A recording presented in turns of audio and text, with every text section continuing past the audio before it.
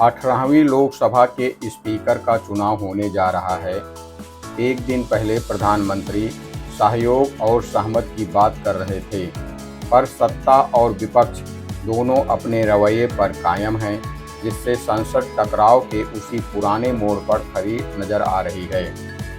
कांग्रेस महासचिव जयराम रमेश अपने ट्वीट में लिखते हैं कि सर्वसम्मत और सहयोग को लेकर हिपोक्रेसी से भरे अपने प्रवचन के बामुश्किल 24 घंटे बाद ही नॉन बायोलॉजिकल प्रधानमंत्री ने लोकसभा स्पीकर पद के लिए चुनाव को अनिवार्य बना दिया है।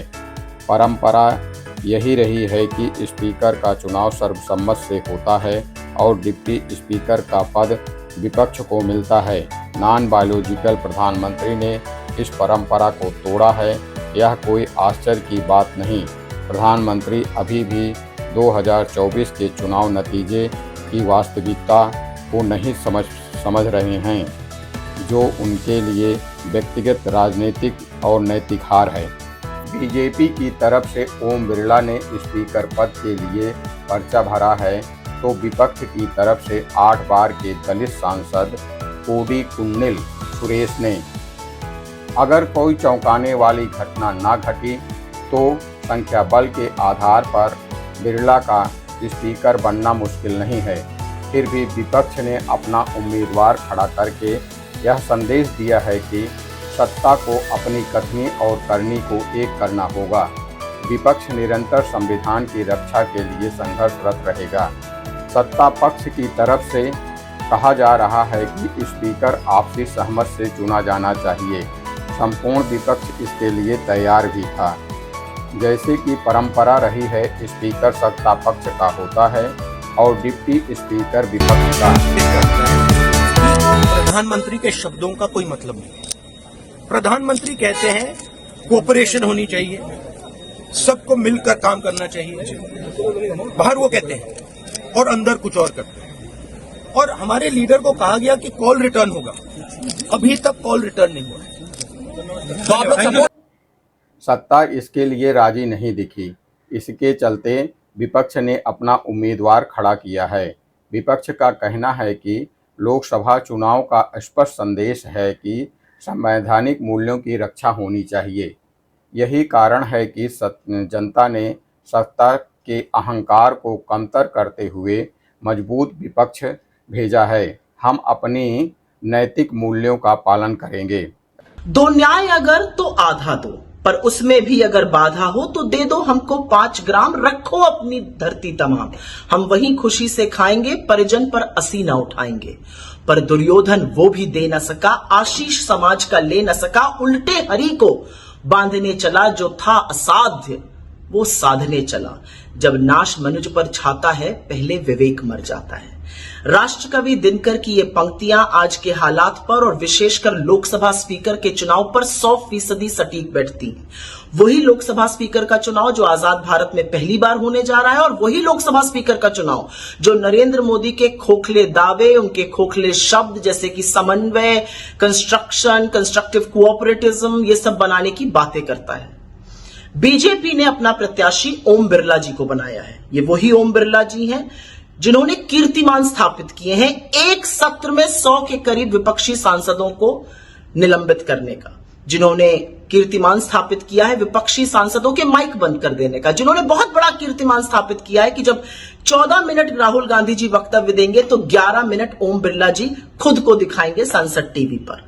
तो ऐसे ओम बिरला जी बीजेपी के प्रत्याशी हैं।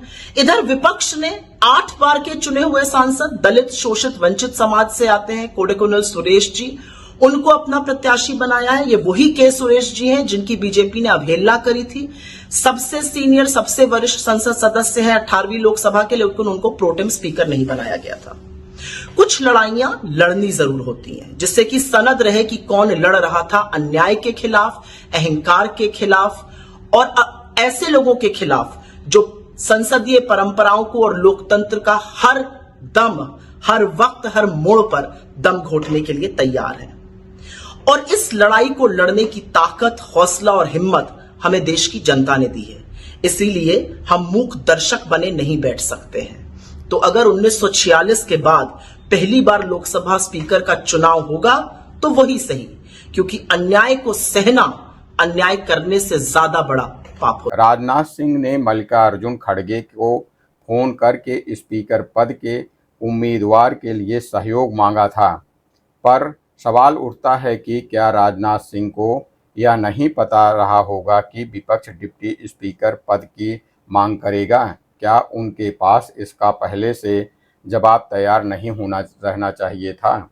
बिना जवाब की तैयारी के स्पीकर पद के उम्मीदवार के लिए सहयोग मांगने का क्या मतलब था? कांग्रेस इसे अपने नेता का अपमान बता रही है। कांग्रेस ऑपोजिशन को कंस्ट्रक्टिवली सरकार के साथ कोऑपरेट करना चाहिए। ऑपोजिशन ने क्लियरली कहा है, राजनाथ सिंह जी का खारगे जी को फोन आया,